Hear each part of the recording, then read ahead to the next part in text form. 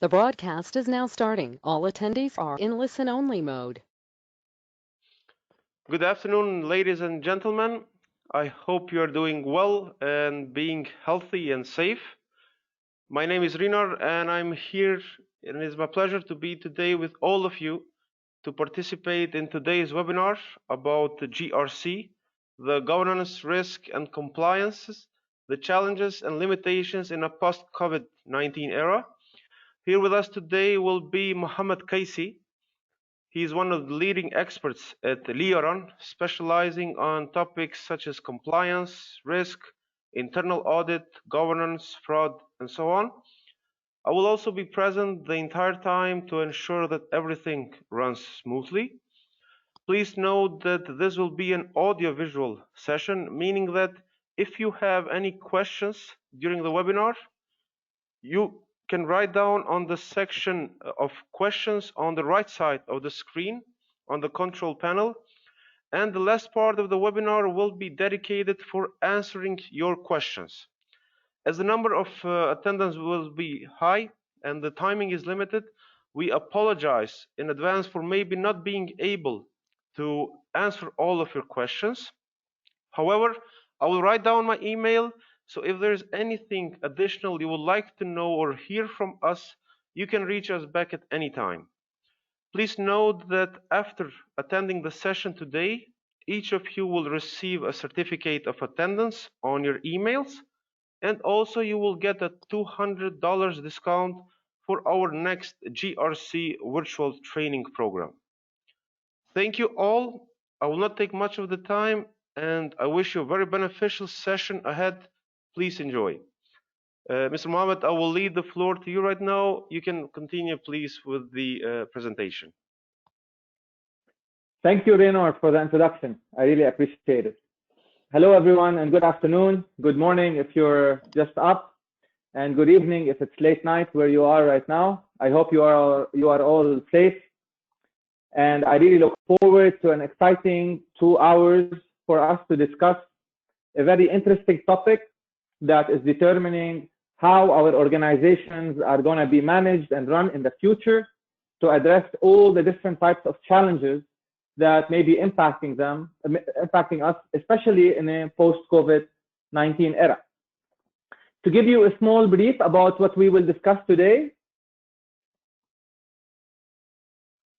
So today we're going to talk about 7 key topics, which are governance failures. I always like to start this program by talking about cases where we noted previous failures in organizations as it relates to any topic regarding governance.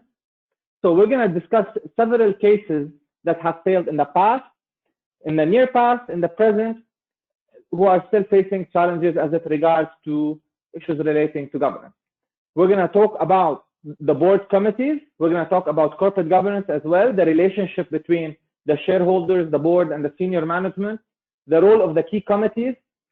I'm going to tell you what's the most important committee, in my opinion, that is not being provided with the right attention these days. We're going to have a small topic on organizational strategy and why organizational strategy is critical for our success and why it is a risk management tool if implemented and executed in the right way, which I believe many organizations have been finding it very challenging and difficult to create the right strategy and at the same time to ensure effective implementation. It's very important as part of governance to discuss the role of the risk management, compliance, and internal audit functions. These overlapping monitoring functions and how they should be coordinating and collaborating with each other. I believe you will see we will discuss that as part of COVID-19. These functions are disrupted, so they need to shape up, they need to change. We're going to talk about significant changes that need to alter each and every function and how they should start changing their perceptions about how they should conduct their work. We're going to conclude with 2 key, very important topics, which are what is the attributes of a successful board of directors, especially at this point in time, and what are the key areas for board stewardship and board success as we face the challenges that we are facing recently. I really hope that you like this presentation. And as Raynor mentioned, if any of you have any questions, please don't hesitate to write them down. I would have loved to take them personally, but due to the time and the amount of participants, I don't think we will have the time to address each and every topic. And I would have loved to have discussions with you as well, but also due to the large number of participants, it will be very difficult to do that. So I hope you like the presentation, and let's take it forward. So now, when I was in lockdown, and I realized that so many organizations are facing many challenges, some are going bankrupt, some are no longer paying payroll, and I started wondering to myself, why are we really in lockdown? Are we in lockdown because of COVID-19? Or are we in lockdown because we weren't prepared enough for a scenario of COVID-19? And then I started questioning why we were not prepared enough. And what occurred to me is that if we as organizations and economies throughout the globe invested maybe 20% of the losses that were incurred during lockdown, if they were previously invested in areas relating to health, relating to social services, I would have really doubted that we would have incurred the same amount of losses today. So I think COVID-19, before anything else, is a major lesson for us on governance. Our economies and our organizations and our mindset has been set for a very long period of time, focused on key financial metrics that are purely financial in nature. We were all focused on profit maximization, continuous growth, cost limitations, and we really forgot about the bigger picture. And that bigger picture can impact all of us, and it can impact our entire frame of work. So I think the first lesson for us from COVID-19 is that we need to start getting prepared for all different types of scenarios. And when it comes to boards of directors, senior management, even risk management and internal audit functions, compliance functions, there's no longer such a situation where it's an impossible scenario. Let's not take it into consideration. What we will address throughout this presentation now is that when we do think of the impossible scenarios, how much are we willing to invest to mitigate the impact of a potential scenario in the future? And I hope by the end of this session, or maybe when we take the course, we can actually answer that question. So one of my favorite quotes is that what I realized was that COVID-19 was not only a disruption for economies or technologies, it was also a habit killer for organizations and individuals. I mean, if I told you 6 months ago that your boss is going to be begging you to work from home, and he's going to be or she's going to be happy about that, I think people would have called us crazy, but it really did. So what COVID-19 managed to do is break a lot of habits, organizationally and individually, that would have taken us years to break. And I believe this could be a major advantage for us because it accelerated the process of change. It worked as a catalyst to force us into change. Now, this forcing into change needs to be done in a very organized manner for organizations and individuals, so we don't end up in a brick wall. Because going into change very quickly can also hurt us. So a major objective of governance in the post-COVID-19 era is how to manage this change in the best way possible for the benefit of all key stakeholders. So let's talk about now organizations that we have seen in our history fail. And let's quickly discuss some topics relating to these organizations. For example, I always like the Kodak case, because the Kodak case is hardcore strategy, which reminds us about the importance of strategy in governance and the importance of strategy development in governance and how to monitor the proper implementation of strategy. Kodak was the first company, or one of the first companies, that actually created the digital camera. But at the same time, they refused to introduce it because they were afraid it would kill their other product, the film-based product, which is no longer in existence. When they failed to catch up on that, others did, and Kodak are now out of business. So when we talk governance, let's start with strategy. And let's learn from cases like Kodak or cases like Blockbuster. I mean, who would have said that Netflix, that worked based on a completely different operating model than Blockbuster, actually requested twice from Blockbuster to buy them at one point in time. And Blockbuster didn't believe in the model. They didn't see the disruption coming. And now Blockbuster does not exist. And Netflix is one of the leading online streaming, movie streaming and entertainment streaming companies globally. Another example why what's most important about governance, we're going to talk a lot about that, about proper strategy and foresight. If we want to talk about accounting failures, these are old cases. I'm going to give you a few new cases right now. But Enron is a famous case about how we had a policy of keeping the stock price up through financial engineering or financial chemistry that was not proper, which resulted in the downfall of the 7th largest organization in the US at that time. Or we had cases where WorldCom had clear mal-accounting practices. We have Parmalat, which actually forged a balance confirmation. Again, clear issues relating to governance and to audit and to risk management and compliance.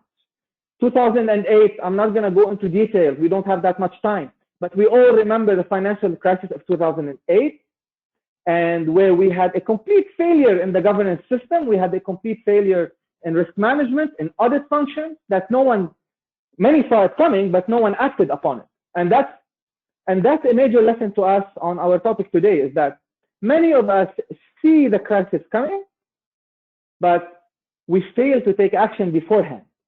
And why is that the case? Because we are anchored towards short-term profitability targets. We are anchored to short-term indicators. And these lessons are for us to wake up. And as you will see in the definition of governance, to take into consideration the long-term view, the long-term stakeholder value and related objectives. Again, HSBC, for example, 2012, they pled guilty to money laundering, and they were fined almost $1.9 billion. They were actually laundering money for drug cartels in Mexico. And for those who would like further details, I really advise you to check on Netflix, to check Dirty Money. It's a very good series that has several topics on so many different areas. Among them is the cartel bank, and it talks about HSBC and how we had a complete failure in their AML and compliance systems that led to the money laundering activities, which led to major fines for HSBC.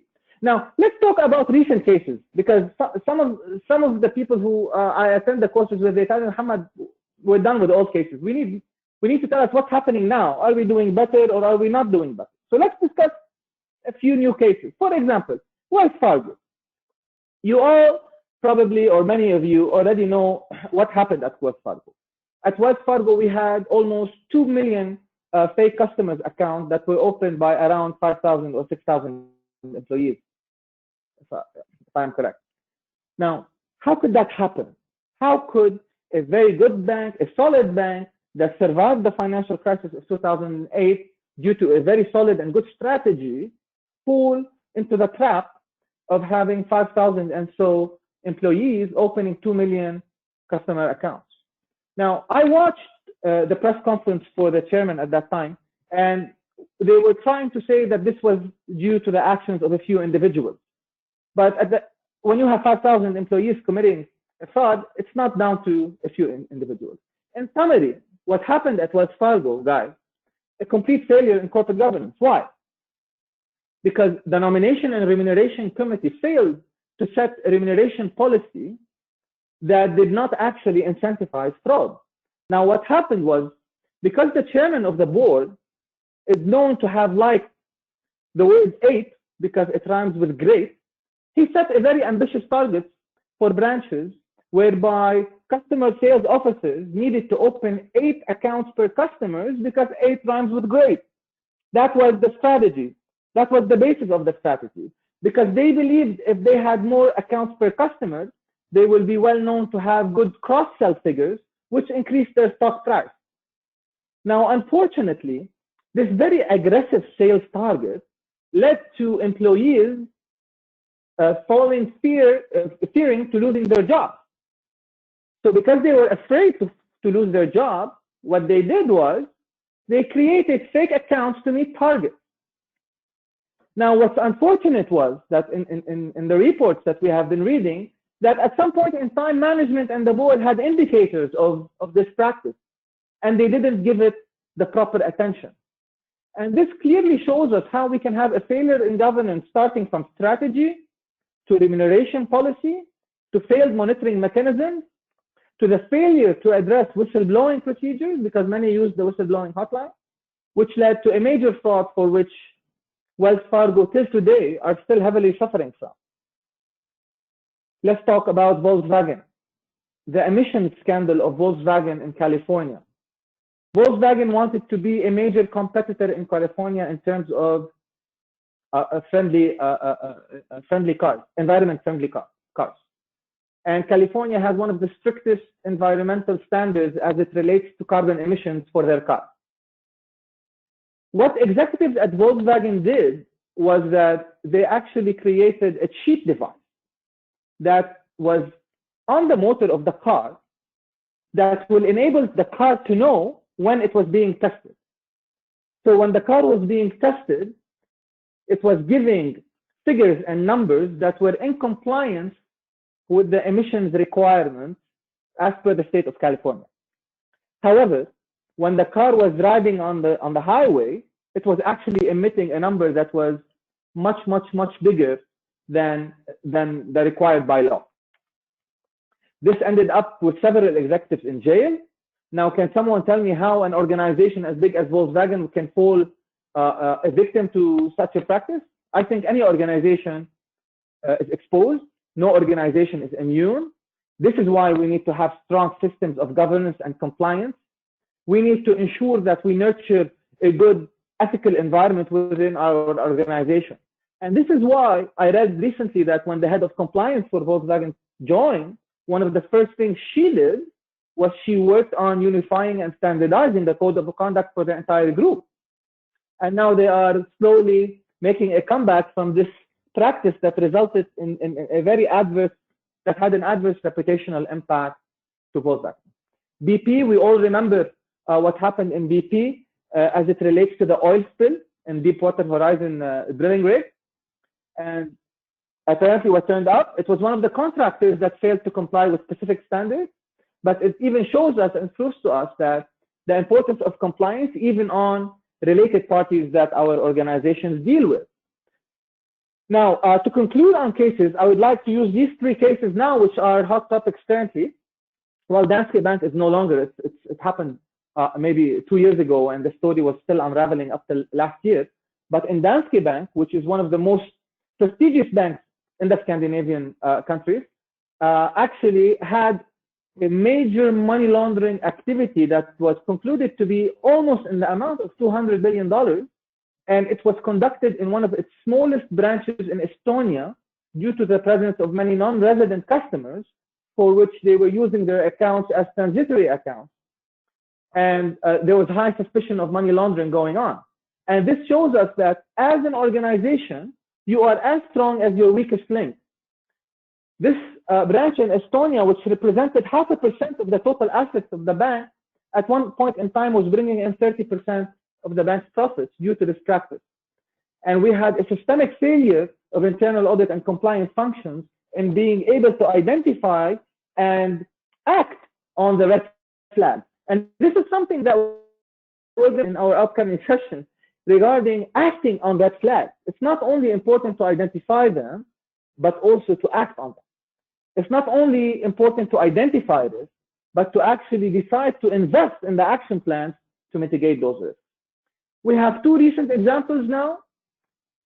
I've been currently reading in the Financial Times about that. For example, NMC, which is traded on the London Stock Exchange. It is a medical company, I believe based out of the UAE. They realized last year that they had a significant amount of debt that was not noticed by the board of directors. And it was highlighted by a short seller, I believe, who who was doing certain investigations on the company, and now we have many lenders, many banks that are actually in negotiation now because they could possibly lose a lot of their debt. So again, a clear area where how could you have this significant amount of debt going unnoticed? And what's being raised in the news right now is that they are still questioning the level of governance at the level of the board of directors that was taking place at the time when this event happened. I believe the board has been changed now, but there's a lot of questions being raised also about the external auditors of NMC and how could they possibly fail to realize that there's a big chunk of debt not communicated to the board. But these are ongoing cases and facts could change. But what I'm telling you is about what's being put in the news. Wirecard, for example, Wirecard yesterday, actually, I updated this slide. They realized that they had $2.1 billion missing. And apparently, they had a fake balance confirmation that was issued by a bank in the Philippines, if I am correct. Again, significant questions about how could such numbers or such critical information not being told to the board or the board being knowledgeable about. What's more important, guys, and this is something we address in all our sessions, it's not only about this specific fact that was missed out on in all the cases that I have mentioned, but our inability to create, design, and implement processes that will ensure that such issues do not happen in these organizations. When we talk governance, guys, we're going to be talking about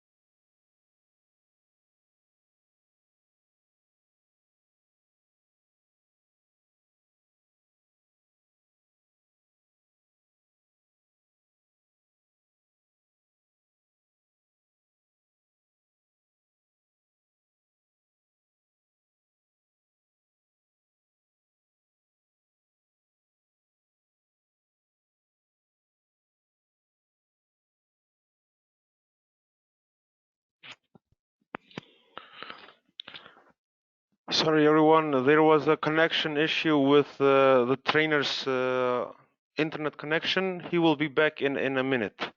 We were expecting this due to some issues on connection.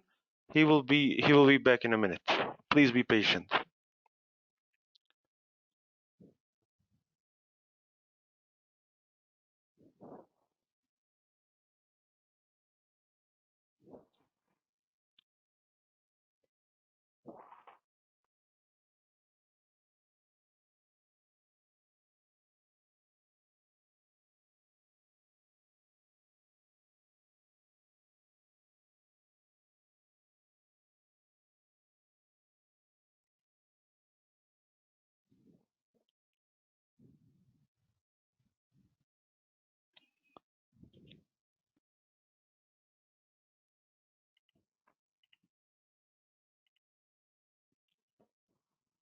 Mr. Can you hear Mohammad? me, Renaud? Yes. Now it's okay, I guess. You can proceed. Okay. Okay, thank you. Thank you. Sorry about that, guys. Unfortunately, in Lebanon, we still face electricity outages. So, going back, I was telling you about, for those of you who are still new to the topic of governance, and I just want to make it very simple for you. Let's take it down to our individual lives, okay? If we govern our individual life in the right way, we will get good results. For example, if we eat properly, if we exercise, if we make sure that we are maintaining solid mental health. We will be able to actually get good outcomes. We will have good health. We won't face a lot of challenges.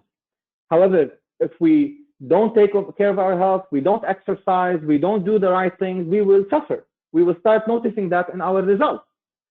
Same thing applies to governance when it comes to organizations. Governance is about how to keep our organizations healthy. And these will be one of the critical topics that we will be addressing. How can we maintain good organizational health? So, I've been recently seeing a lot of people complaining about, about losing the old normal in the pre-COVID-19 area. We miss that period of time because we don't like change. It's in our nature. We always fear the unknown. But at the same time, guys, who said that the new normal will not be better? It could be much better if we want to do it. And I believe this is an opportunity for us, organizationally and individually, to make it a much better environment for all of us. So, governance. I didn't want to bore you with the typical definition of corporate governance. You can go on OECD and you will find the exact scientific definition of corporate governance.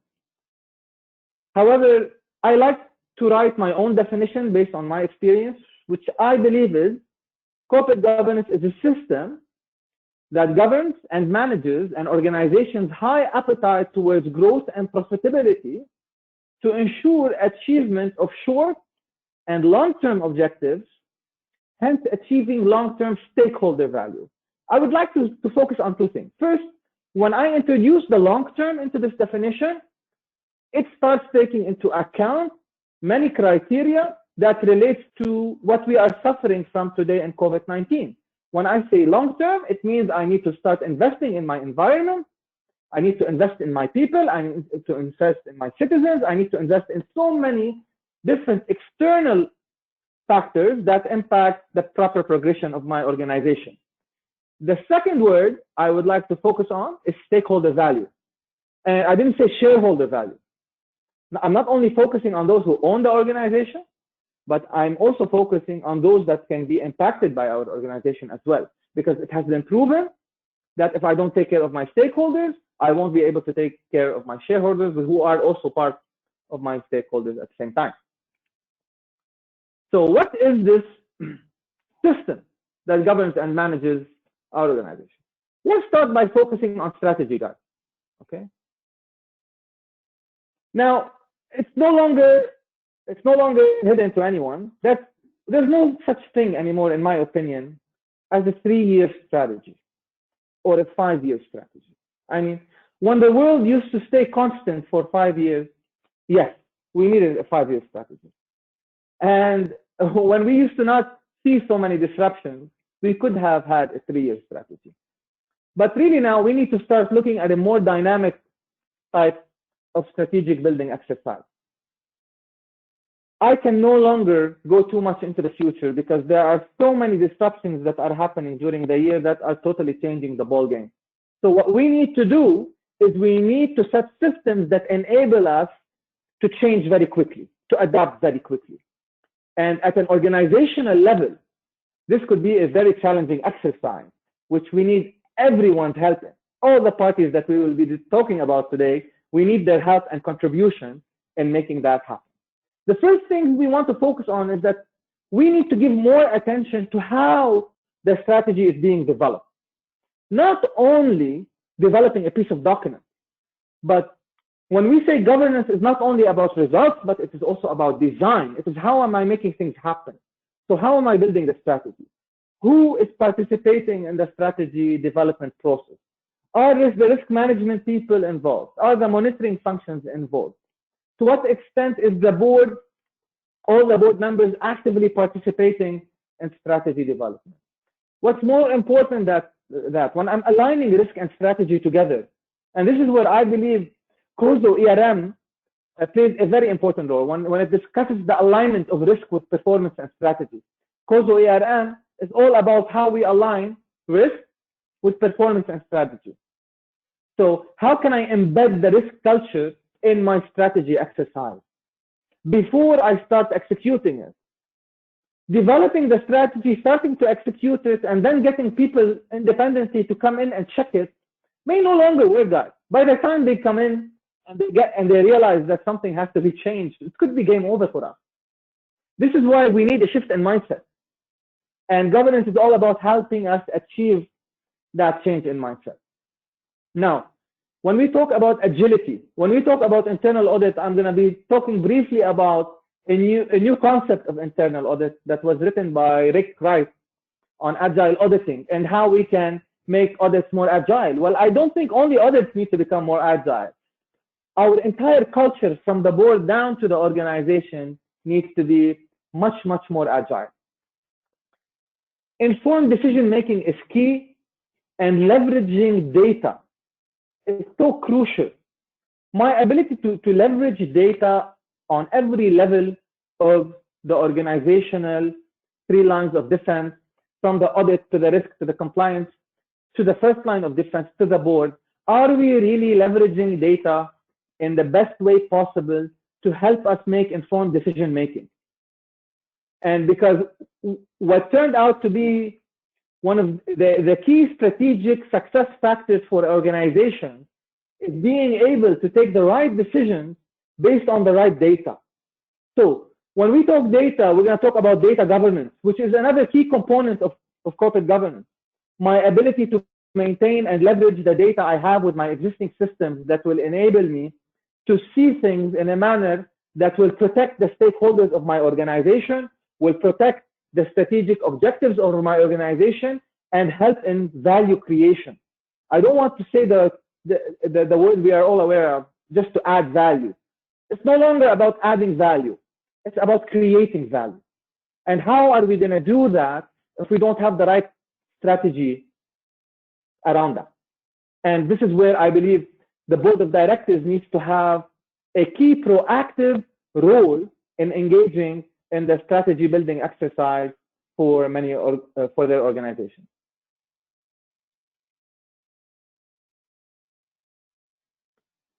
So for those of you who are new to corporate governance, I'm going to just briefly give a small intro so you can really understand what it's about. Okay, so typically 100 years ago or 200 years ago, when organizations first started, how did they start? They started by, let's say, Mohammad deciding that he wants to open a business.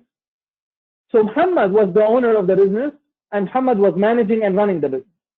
And with time, Mohammad became very wealthy and no longer wanted to work. But at the same time, he wanted higher returns than those provided in the bank. So what he did, he started investing in organizations.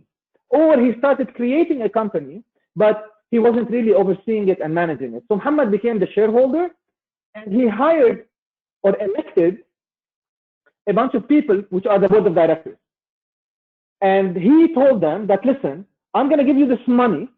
I want you to create a strategy that will give me a 10% return on this money. Now, the board of directors, to do that, they elected a chairman of the board of directors. And this chairman of the board of directors, he oversees the board, and they all meet together to start thinking how they can invest this money in the best idea possible to give the best return for their shareholder, which is me. Now, once they started, they know they don't have the time, nor they should be in a position to run the day-to-day business of this idea. So what they do is they hire a CEO and tell him, listen, this is our strategy. This is the money. We want you to implement this strategy to give us the returns we need to satisfy our shareholders. Hence, we have now, for those of you who are new to this world of organization, you have to understand that when it comes to corporate governance, we mainly have 3 critical parties, which are the shareholders, the board of directors, and the senior management. And corporate governance is really all about how I can institutionalize processes that effectively organize the relationship between these 3 parties. And what do I mean by that?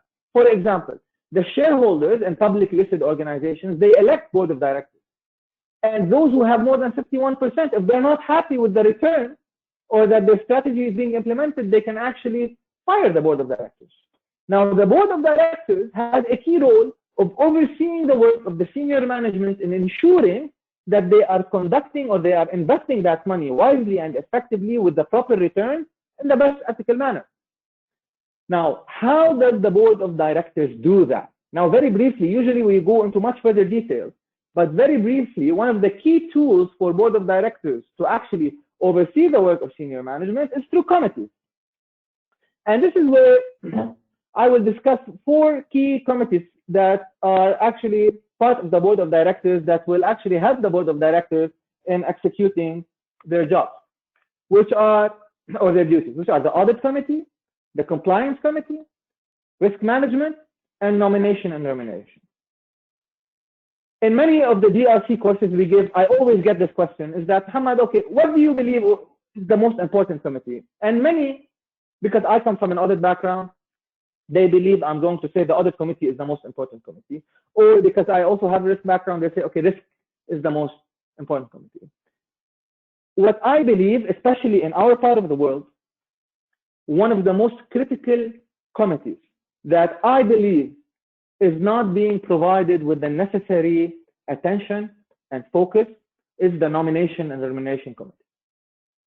Now, why is that the case? It's exactly in its name. It's called nomination and remuneration. What does nomination mean? Nomination means that it needs to set processes at the board level for hiring directors and senior executives. So this is one of the first key roles of this committee. And since organizations always have an objective of getting high performance, good results, and zero frauds, so I need to hire the right people at the top.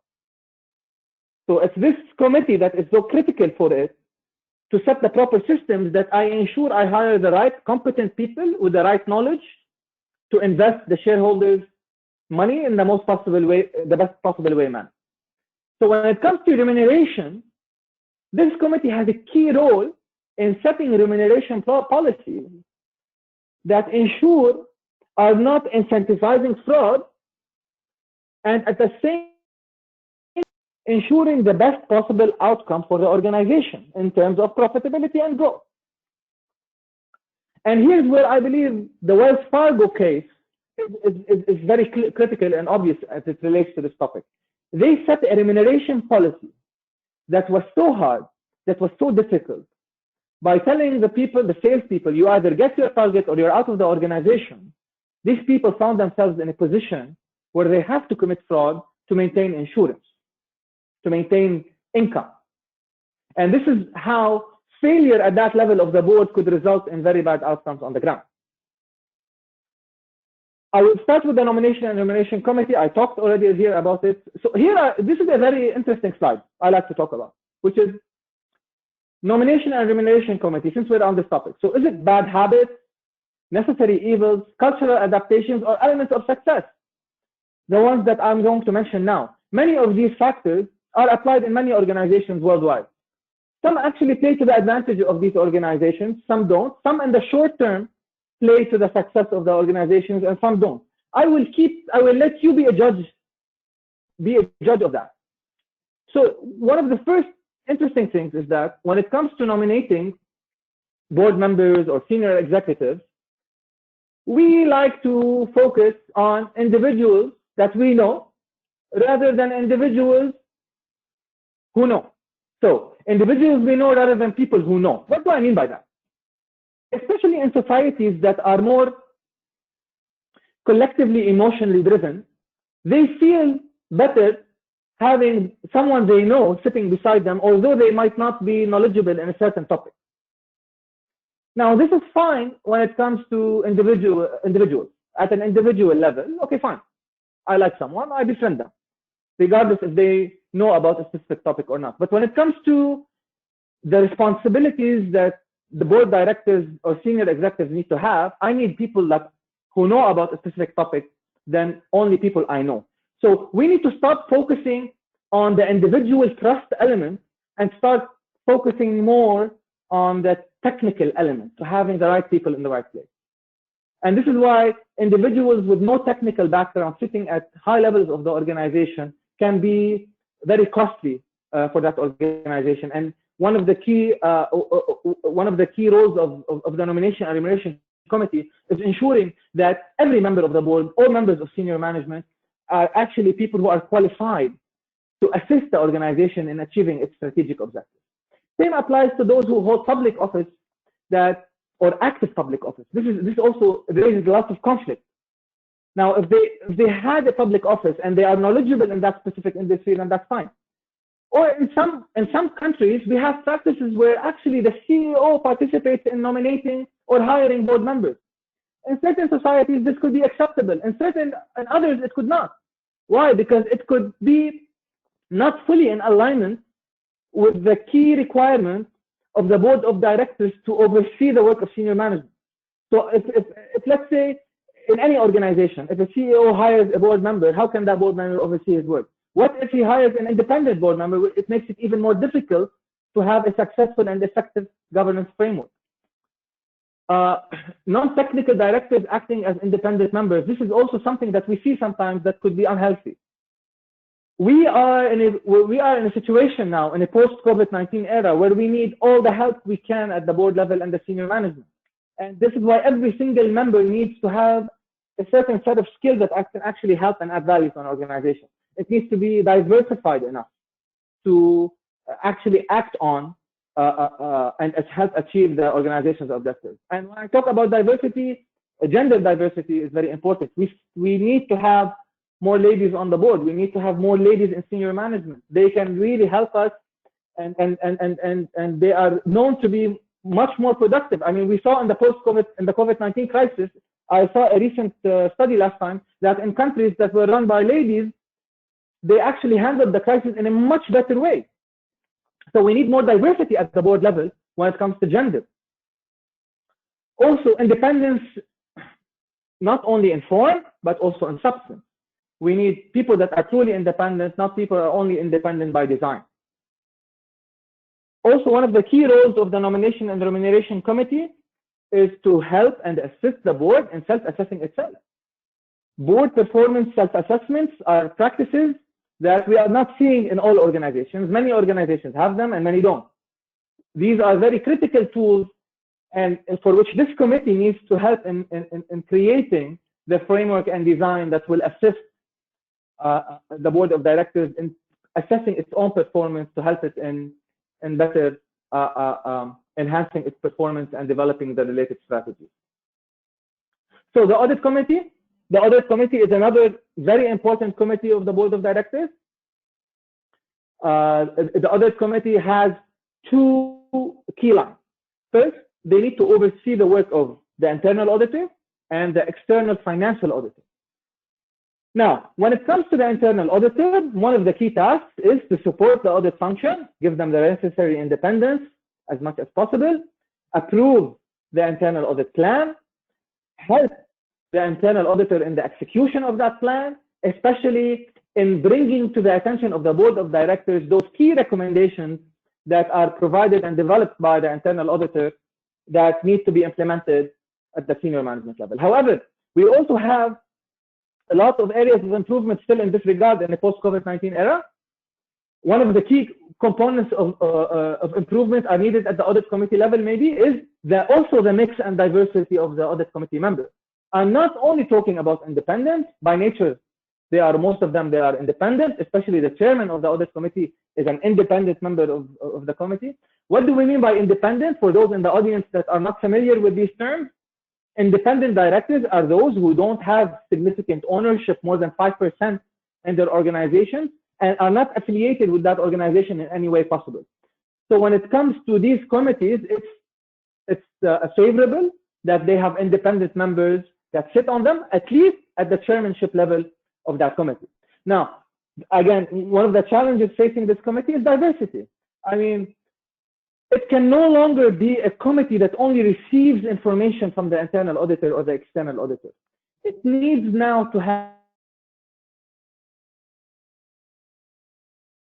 in many industries, I see them focusing on having members of these committees coming from accounting backgrounds, but they also need to be coming from internal audit backgrounds, from external audit backgrounds, some industry-specific backgrounds. I need to have someone on that committee who's actually worked in the industry for which this organization is involved in.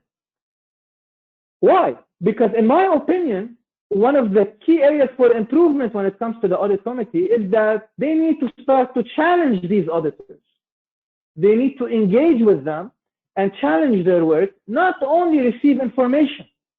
This is not the role. The audit committee cannot be a mailbox, receiving a report and acting on it. They need to question that report, even if it's coming from its own internal auditor. This is how it makes them better, and it also needs to give experience to that external audit or that internal auditor that comes from the experience of the members that sit on it. So one of the key roles is internal audit, which is basically risk-based, in which they receive internal audit reports that have specific recommendations that can help organizations do better. Now, external auditors. What is the role of the external auditor? We don't have time to discuss it a lot, but plainly, the external auditor has a key role in expressing an opinion about an organization's financial statements. So the external auditor is saying, yes, if this organization says it has this amount of assets, this amount of liabilities, and this amount of profits, then yes, they do have that, and they can actually attest to that as an independent party. And this is whereby we can see investors playing a key role in actually investing in these organizations accordingly. Now, audit committee has a key role in empowering these people, hiring the right people in these positions in order to actually allow and facilitate for the board of directors to take the right decision. So now compliance committee, compliance now is picking up track recently. Historically, compliance was known to be an anti-money laundering function in banks. This was the main focus of compliance function. Okay. In the past, beginning to see it more and more expanding into other industries, and now other industries that are not in the financial business, they are focusing more and more on regulatory compliance. And now we have RegTech, which is regulatory technology, which will help and assist an organization in mitigating its compliance risk. This committee, very briefly, guys, there's a lot of details that go into this, but very briefly, one of the main goals behind this committee is to help its organization identify all the different types of compliance risks that they could be impacting them. It's to help them design the proper code of ethical conduct. It's to help them oversee the whistleblowing system. It's helping them to conduct the proper training, to enable the first line of defense to properly comply with regulatory and organizational requirements. So this committee has a very key role. One of its key roles is also to empower that compliance function, empower the head of compliance, getting the right people in the right place. Also, very important committee, which is the risk management function, the risk management committee of the board of directors, which also has a key role in assisting the risk management function in implementing an ERM framework throughout the organization. And when it comes to risks, guys, yesterday I was having with a colleague of mine, we were having an interview, and he was asking me, Mohammad, why didn't risk management see the COVID-19? And why didn't they raise the COVID-19 to the possibility of a pandemic to the attention of the board before it happened? And I told him the first question we need to ask, not why did the risk management not highlight that, but why didn't the organization itself, the board and senior management, as owners of risk, see that coming? We always tend to forget the ownership of risk lies with the board and the senior management, whereas the risk management function has a key role in assisting these parties in implementing an ERM framework that will enable them to identify the necessary risks, develop the treatment plans that mitigate those risks so they can invest and take action on that accordingly. So the first question is that why organizations fail to see that. The second question is why risk management fails to see that. And when I want to answer the question of why risk management fails to see that, simply because internal audit and risk management and compliance and all these monitoring functions, in my opinion, and many of my colleagues and practitioners disagree with me, but I really believe that us as monitoring functions, we became anchored to the environment around us, where we also stopped seeing all the different possible scenarios that could impact our organization. because we became anchored to the perception of the owners of the risk. While one of our key roles is to have a helicopter view of things so we can identify risks before they happen. One of the major challenges that monitoring functions face is that they need to warn you about the storm when it's sunny.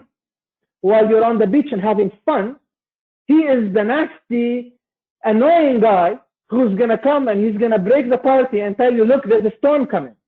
Now, one of our key faults, in my opinion, and not all of us, many of us are perfect, of course, but I mean, many of us, what happened to us is that maybe to a certain extent, we started liking the sun a little bit. So these are things that we need to actually think about for ourselves and start asking ourselves these questions or these hesitations we had to speaking up about the least likely scenario, about speaking up when we know that we could be criticized and we could be told that we are ruining the party. So these are some things to take into consideration. Now, okay, ERM. Quickly, in the program, we talk a lot about ERM, but very quickly.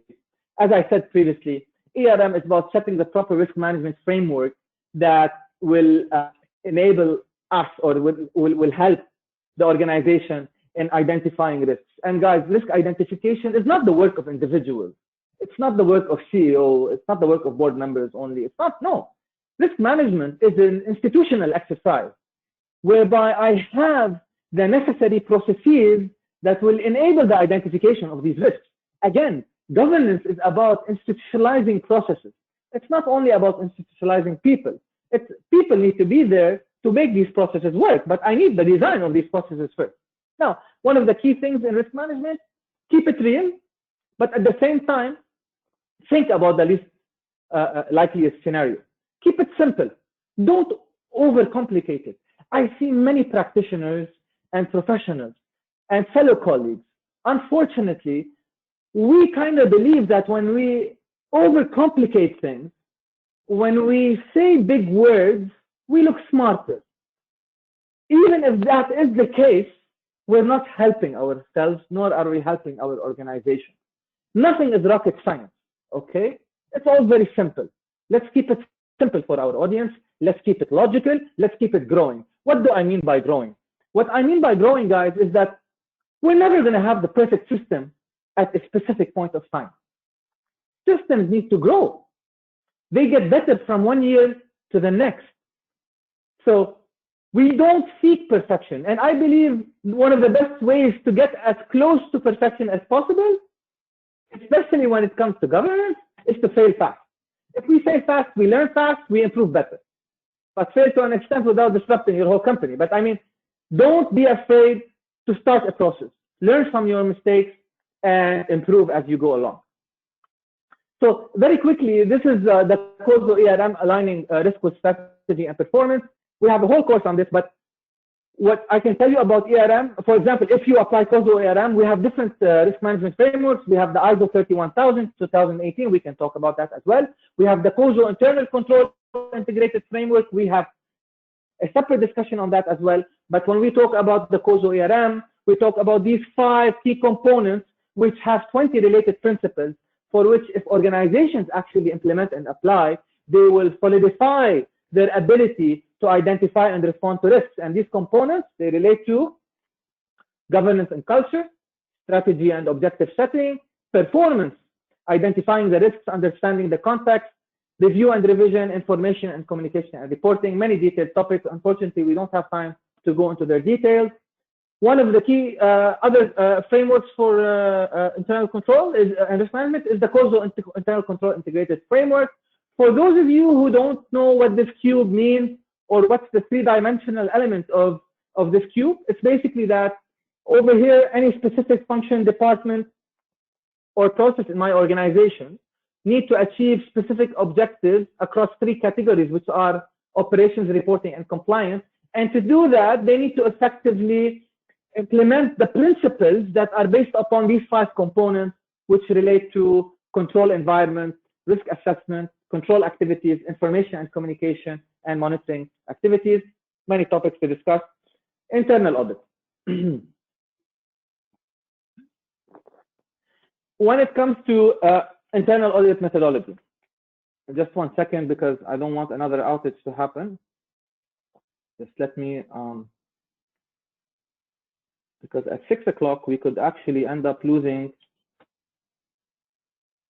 We could end up losing the audio, so prevent that from happening.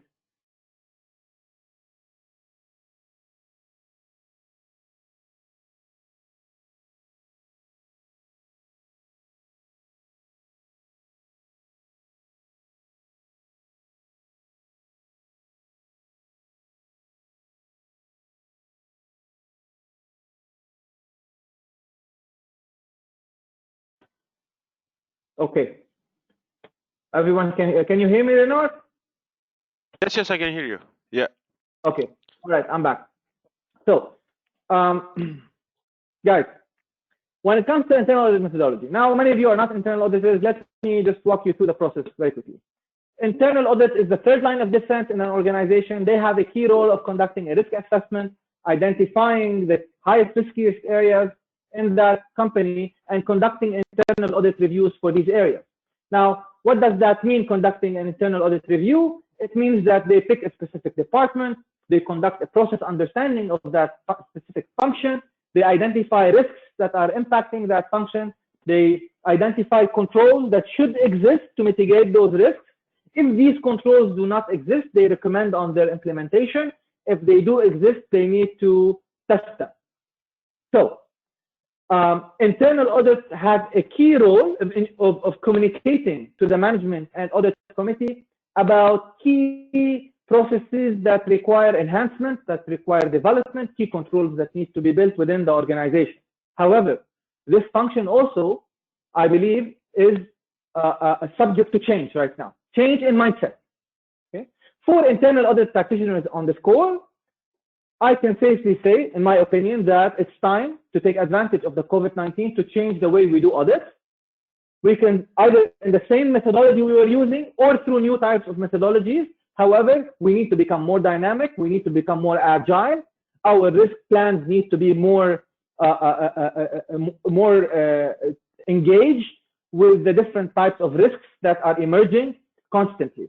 We can no longer afford to conduct a 4-month audit, then taking us 2 months to issue a report. By the time the report is issued, it is no longer relevant.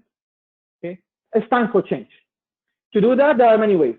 We can either amend existing processes or discuss new methodologies. As I said before, there's a new type of methodology, agile auditing, which is based on the Scrum framework, which basically is applying project management principles that are adopted by the agile software development process.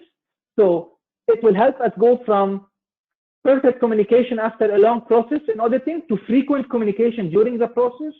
It can help us go from rigid planned activities to quick iterative activities, from comprehensive documentation to more relevant documentation, from hierarchical systems to more flexible systems, from following a present plan to having the ability to respond to emerging needs, to auditing, to internal audit resources, to resourcing audits and projects, transparency in the audit process, and controls over the audit process. These are all things that could be changed in the way we do our audits, and we can have a very long discussion on that. But we are losing time. Let me. My camera is not working. Is my camera working now, Renor? Yeah, now it's fine. Now it's fine. We can see you. Okay, very well. Okay. So when it comes to compliance, again, as I said, organizations are facing so many different types of compliance requirements these days. We have laws of the land, we have policies, we have transparency, regulations, requirements, rules. I need to have a solid compliance function that will enable me to assess what are the related risks that are coming out and be able to conduct the mitigating plans to address specific compliance risks. And to have strong compliance, guys, I need a strong MIS to be able to have access to data very quickly. I need the proper training throughout the organization. I need to have proper compliance testing. We need to have strong monitoring functions in terms of audit and risk management. strong and supportive executive oversight, solid organizational structures, policies and procedures. And when we talk about policies and procedures, guys, and pay attention here, you're going to like this. When we talk about policies and procedures, what's critical is not only having them, but again, when we discuss governance, we need to have a system that will ensure that my policies and procedures effectively embed all the necessary control requirements that are needed for people to comply and ensure achievement of organizational objectives. Now, when I don't have a system whereby if a new regulation, for example, is issued and it's not adequately embedded within my policy and procedures, then I'm running a major risk of non-compliance, hence resulting in either penalties or much more than that, depending on the risk we are talking about. So I need to have a system within my organization that ensures that policies and procedures are adequately updated, reflective of existing operations and existing systems. We didn't talk about technology governance a lot in this session. We don't have time. But when I say corporate governance, I have data governance on one end, and I have technology governance on the other end, other than organizational governance. Technology governance is all about the future now. An environment where we are dealing with technology from end to end. And organizations are investing so much money in these technologies. How do I know that I am I'm getting the right return on that investment, or if that strategy is well aligned with my my technology strategy is well aligned with my organizational strategy? So these are all things to keep in mind.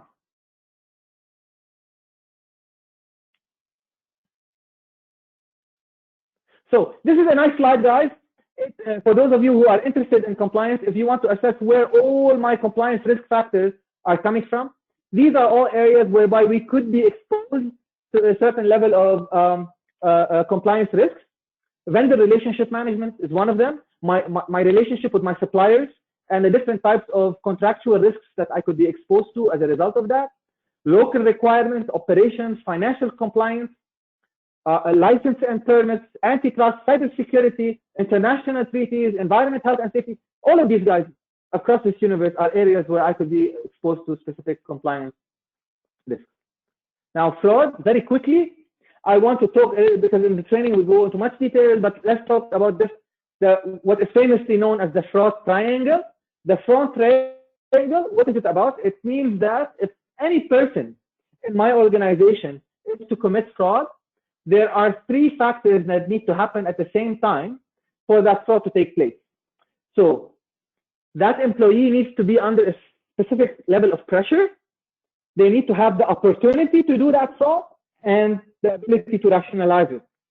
Now, why do I introduce this topic? Why do I introduce this topic when I'm talking about corporate governance? I introduce this topic because as part of corporate governance, I need to assess which of these three factors do I really control as an organization. Now, can I control the pressure? Yes, definitely I can, through the policies that I set. As we saw in Wells Fargo, when they set target setting mechanisms that are very, very, very tough, they put so much pressure on their employees that they started the fraud triangle with them. So pressure I can control through my policies. Opportunity. When these employees at Wells Fargo found an opportunity, they took it, which is to create these accounts in the system without them being detected. So organizations can control opportunity through proper systems, policies, procedures, and operations. Now, when it comes to rationalization, this is not something we can all control in terms of an organization, because rationalization goes deep into the mindset of individuals. But if you had someone with a specific mindset, such as an employee in Wells Fargo who has a disease and is scared to lose his insurance, or who has kids who need insurance, he got under the specific set of pressure, he got the opportunity to commit the fraud, and he rationalized it to the well-being of his staff. So now, when we say fraud, the board, in terms of corporate governance, they need to take into consideration and keep in mind what elements of this fraud triangle can I control and mitigate the risks of fraud through the proper implementation of procedures that can decrease the pressure, eliminate opportunity of fraud, and to a large extent, if possible, mitigate rationalization, which can be very challenging and difficult.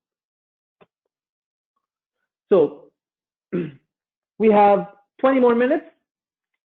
First, let's talk about the post-COVID-19 era. Sorry, I have here. Okay. So we have 12 attributes of a successful board of directors. What are they? In a post-COVID-19 era, what do boards need to know and have and try to maintain to effectively navigate the storms that are impacting them in this day and age?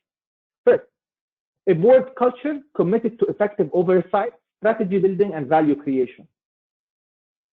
This needs the strategic involvement and engagement of all board members in creating a culture that can really have effective oversight over the management and the implementation of strategy, building the right strategy, and focus on creating value for the stakeholders of the organization. And when we say stakeholders, we are moving into the external parameters of the people directly impacted by the organization itself and focusing more on the environment, social services, etc. So directors, again, that are qualified, talented, and committed to asking the right questions. This is very important. Being a director is no longer an easy task. It's not just you go in a meeting and you listen and you leave. No, now it's about asking questions, engaging, trying to be as engaged and productive as possible, which requires a lot of preparation and skill set. So a diversified board that includes the right mix of talent and commitment.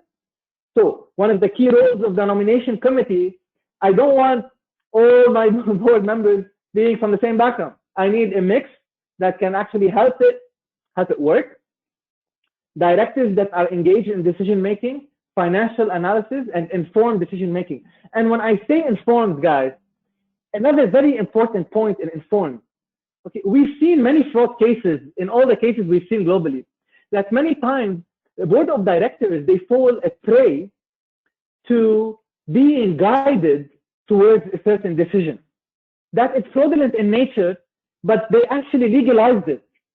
They legalized it because they couldn't take an informed decision because the data presented to them was only taking them in one specific direction. This is why our organizations need to have strong systems that will enable them to get the right data at that board table so that decisions are taken are in the best interest of all key stakeholders.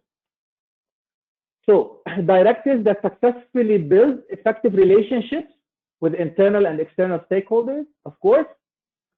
A board of directors that effectively diversify across skills, experience, age, nationality, and gender. As I said earlier, gender is important, nationality, age, experience from all different types of criteria, whether young people who want to take all the risks, and our beloved wise and experienced members who can still calm the wild horse down to take more well-informed decisions. We can also have proactively and constructively challenge management performance. And guys, this is something we didn't talk a lot about. In the course, we go into further detail. What is good performance? What defines performance? And above all that, what are the systems that need to be in place to measure the performance that we need in our organization? The key criteria, not only key performance indicators. I'm not only talking about KPIs, I'm talking about value creating performance indicators, okay? Not just specific numbers relating to financial statements, but more as it relates to operations and these performance indicators that are more linked to my value proposition as a company. So a clear, transparent, and objective performance self-assessment. As I said earlier, we need to have the ability to assess our own performance as a board. A clearly defined organizational performance metrics, as I said earlier, a continuous learning board of directors, an environment that actually encourages learning throughout the entire organization. A technology-savvy board, definitely, and a forward-looking, sustainability-driven board of directors. So now, I recently read a very interesting article in Forbes magazine issued 2 days ago, and actually I wanted to integrate it into this program because I like the areas that they highlighted. And what they said is that key areas of board stewardship. What are they? They highlighted 6 areas of board stewardship. Let's see what they are. So first, they talked about aligning capital and value. So what does that mean? What they said is the following, that one of the key important elements for board of directors to succeed in this era, is to allocate capital priorities needed to be challenged to balance near-term return to shareholders with investments in long-term growth opportunities. What are these priorities? Research and innovation, employee well-being, talent development, corporate culture, and strengthening external stakeholder relationships. Guys, one of the first things we need to ask ourselves, in my opinion, is, okay, what am I doing as an organization when it comes to R&D, when it comes to employee well-being, talent development, corporate culture? And corporate culture, guys, you know, many of my fellow auditors are engaging in audits known as cultural audits or corporate culture audits, which is excellent, auditing culture. But culture is so challenging and difficult because there's a lot of politics in it. I am sure all of you work in organizations, and no, organization politics can be either the secret sauce of success or the secret sauce of failure. And this is where we need to ask ourselves, how are we allocating the proper capital in enhancing a culture that actually maximizes organizational performance and strengthening external stakeholder relationships. Now, the second factor for board stewardship was internalize material, environmental, social, governance, and data factors in ERM. So, to what extent am I providing oversight on material risks posing the organization's financial condition, operating performance, or other types of inherent risks, or my ability to rigorously evaluate alternative investment, innovation, and technology options? So this requires for us to take into consideration environmental issues impacting the organization, social, governance, and data-related factors. Strengthen preparedness and resilience to crisis and systemic shocks. And this is what COVID-19 is all about. So regular and sophisticated scenario analysis and horizon scanning at stress testing the company's resilience against shocks. And when we talk about stress tests, guys, we need to do it in a way that is in the best interest of our organization. We can all do stress tests and we can play with the numbers. But we need to do it in a way that we design the stress test and we no longer alter the design of that stress test after we put it into action to take into consideration the real results behind that stress test, so we can take actions that can effectively help us in addressing those risks. Put crisis response and succession plans in place for critical roles, for sure. Succession planning is key. The crisis showed us that succession planning is key, and it's not easy to do proper succession planning system. Key role in supporting the management in putting people first. Directors should be engaging with management to explore recovery options, changes to business models, and opportunities to improve operational, cultural, finance, and technical resilience in the future. So guys, there is no more room for resisting change, okay? For those of us who don't like change, it's game over for us. Adapt or get out. You are living in the world of change. There's no such thing as fighting change. Change is here. If you want to fight it, it's going to beat you. Trust me on that. Strengthening the operating environment is another factor. Engage the firm in cooperative efforts to strengthen the operating environment through strengthening the workforce, tax policies, internal operations, and contribution to collective public priorities. Again, prepare the mainstream reporting. Again, reporting and data, strategic and operational risks, financial reporting, ESG and D risk, transparency, accountability, public targets, all relate to importance. And most importantly, at the end, have balanced board dynamics relating to corporate culture, strategy, risk management. I talked about all of these things, scenario analysis, and investment decisions, informed decision making, business planning, target setting, and performance oversight, doing it in the right way that is in the best outcome for our organizations. Executive compensation, linking compensation to value creation, linking performance to value creation, and strategic objectives is very critical and important, and developing effective succession planning exercises. Guys, I came across so many topics that require a lot of more detail. So this is only to get you acquainted with critical concepts, but many of them require much more time and detail. Rino, right now we can open the floor for questions in case anyone has any questions, so we can address them. Yes, sure. So we have plenty of questions so far. If you can just open the window on the questions, Yes, I can see it. So you can scroll and you can find many questions wow. from different Okay. participants.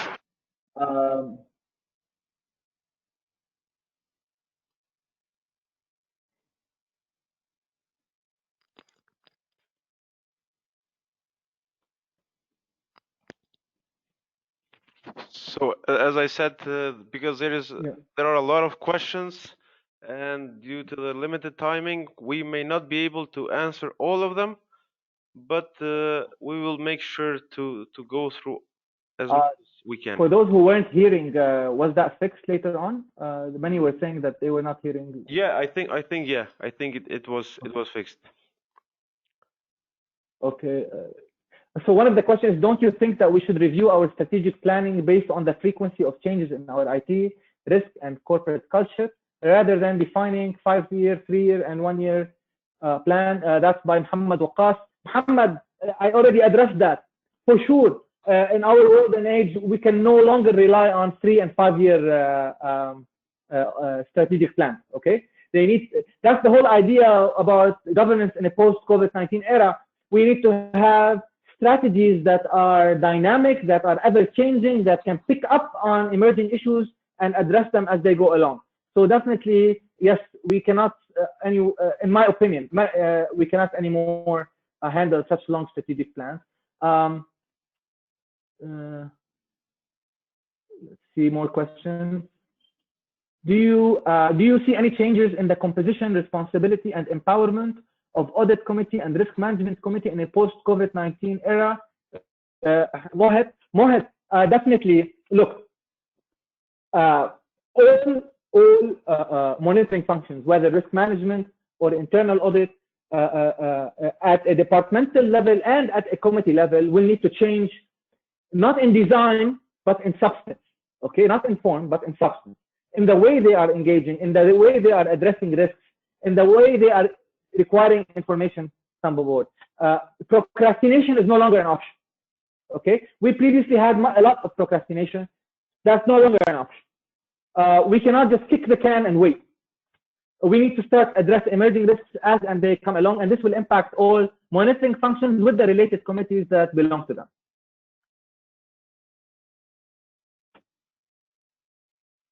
So Hassan Patel is talking about the Black Swan, which are events that could happen and lead to a lot of losses. So what he's asking us is, is it important to have a general risk assessment as a result of Black Swans? Mr. Patel, it's not only about having general risk assessments. You're going to need to update your risk assessment now. Look, it's a very good question. Risk assessments can no longer be a once in a year exercise. Risk assessments need, through the development of the proper ERM framework, they need to be a day-to-day activity that will pop up risks and information as we go along. I cannot wait 1 year to see what are my new risks and the related results. So that will change. There's no such thing, in my opinion, anymore as a general risk assessment. It needs to be dynamic to the implementation of an effective ERM system.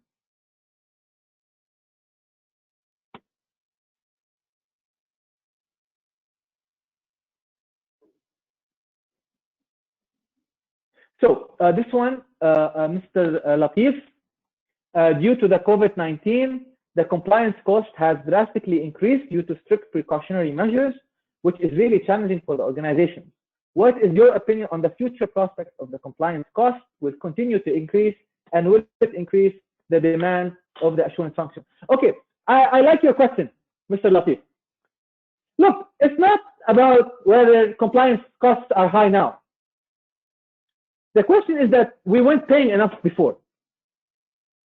Okay, and if there's any lesson we learned from this pandemic, is that the less you pay earlier, the higher costs you pay in the future.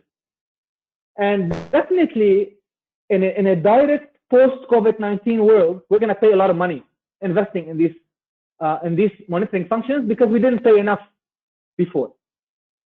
But now I believe they are being heard, and it's the right time to do that. Maybe in 3 to 5 years' time, that cost will decrease because the major investment has already taken place. Another question, can we include a deputy CIO on the structure of the compliance and audit reporting without being a conflict of interest? By CIO, you mean the Chief Information Officer, I believe? I'm not sure. Oh, you mean the CEO. So can we include a deputy CEO on the structure of the compliance and audit reporting without being a conflict? Yes, of course, Sulaiman. Sulaiman, at the end of the day, you can have any administrative line for the monitoring function, but they need to have a direct reporting line to the board of directors.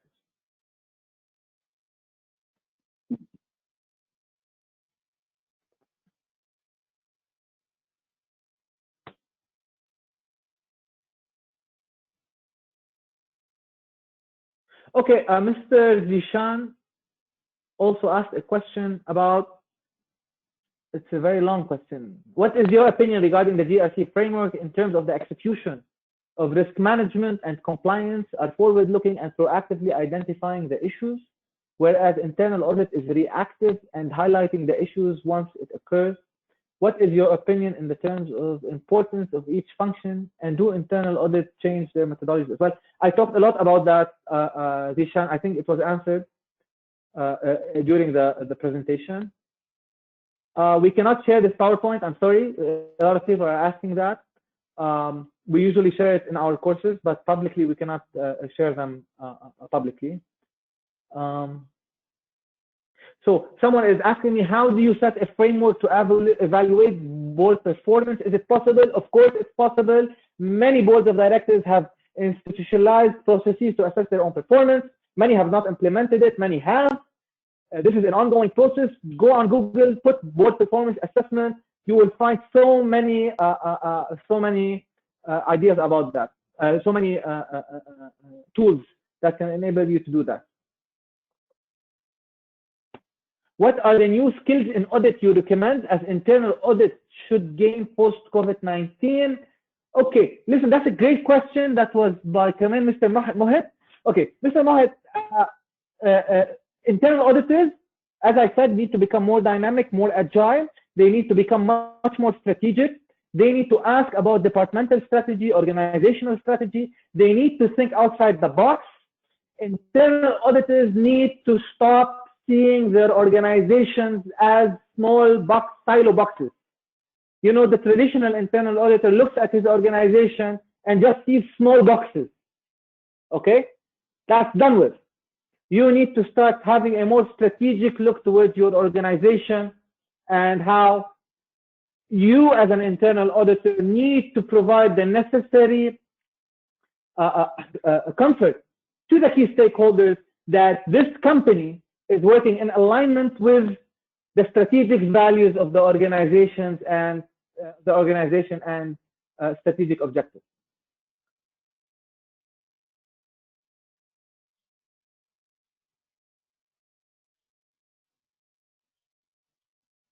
how to survive the employee from this situation in the company I. I'm not sure I understood that. What is the right SMS in an organization? I'm not sure I understand that. Let's go down.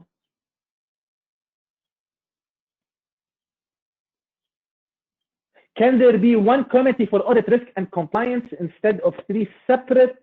Definitely not. Okay. Audit is a third line of defense. Audit, risk, and compliance are a second line of defense. I don't advise it for them being one committee. And I don't think you will find the right people with the right mix to address all 3 topics, audit, risk, and compliance. Now, in very small, non-regulated, very small organizations and non-regulated industries, this could be possible, but I don't advise it. I'm not a fan of it. I think each committee should have its own role and its own members. They can have similar members, not similar members, but I mean they can have some similarities in members. Like you can have one member sitting on 2 committees, but the chairman of this committee shouldn't be the same person. But I really advise that they are allocated separately so they can give attention and enough focus to the topics. If you put them all together, they will not address all the topics seriously with the right amount of time. Governance may be at a departmental level. Yes, definitely. We didn't talk about that. Who is this? Mr. Sayyid Shah. I like your question. You're saying governance policy may also be at departmental level from departmental heads and not only on corporate level. Definitely. This is something we didn't have time to talk about. Governance at a departmental level as it relates to process, people, technology, assets, regulatory, and financial reporting. So yes, I agree with you, Mr. Sayyid Shah.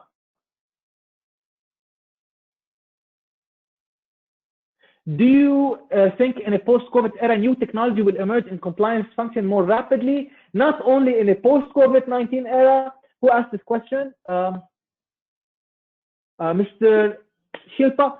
What I tell you now, there are already technologies. Go and put RegTech, the regulatory technology, RegTech on Google. You will find many tools and technologies that support organizations to better comply with related requirements.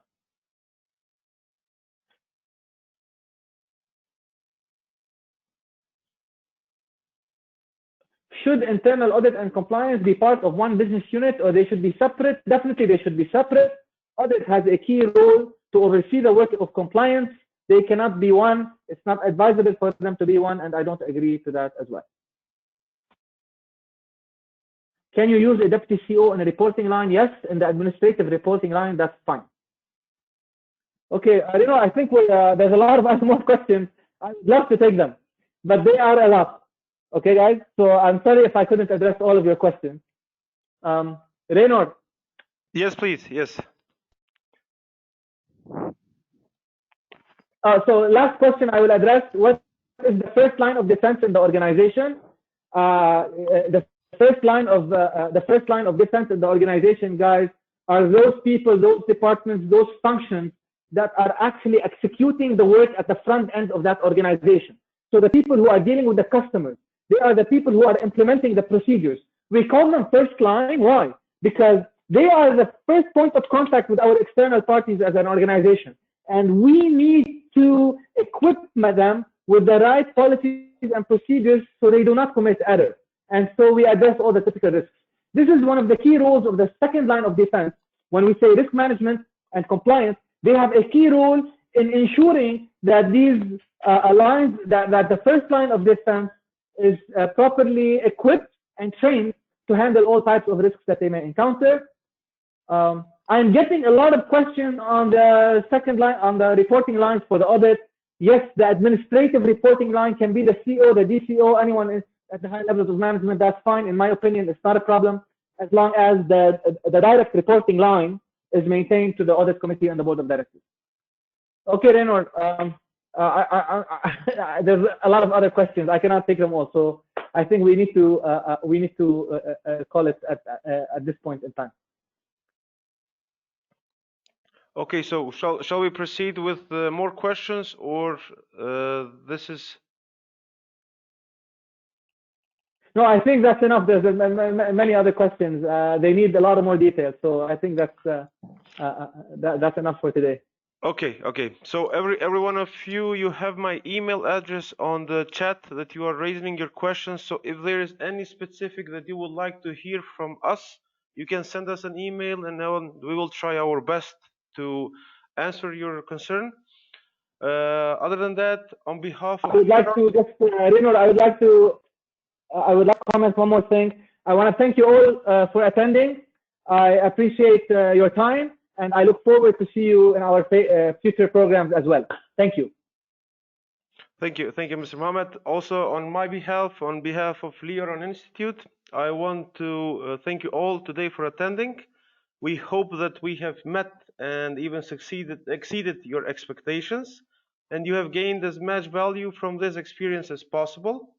As mentioned during my first speech, we will have another live training program dedicated to the GRC, to the same topic, that will be taking place on 28th of June until 30th of June. It will be a 3 days of live virtual training, again with Mr. Mohammad Kaissi. So if any of you would consider joining this program, please do not hesitate to reach me back, and I will provide you with full details.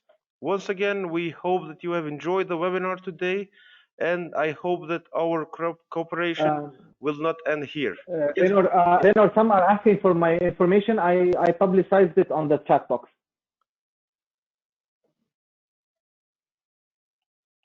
Okay, let me check. Yeah. So for those who, okay.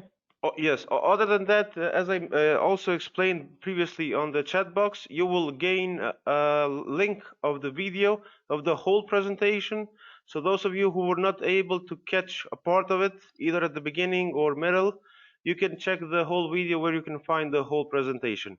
Other than that, we hope that we meet again soon, and I wish you have a lovely evening and be blessed. Thank you once again, Mr. Mohammad. If there is anything else that you would like to add, please.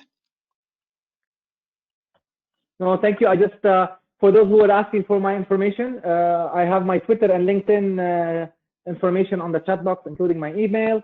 Don't hesitate to follow me. And I look forward to seeing you guys in our future program. Thank you very much for your time. And thank you, Reynor, for organizing this webinar. Thank you. Thank you as well. Enjoy your evening. Have a good day. Thank you. Thank you. Take care. Bye-bye. Bye.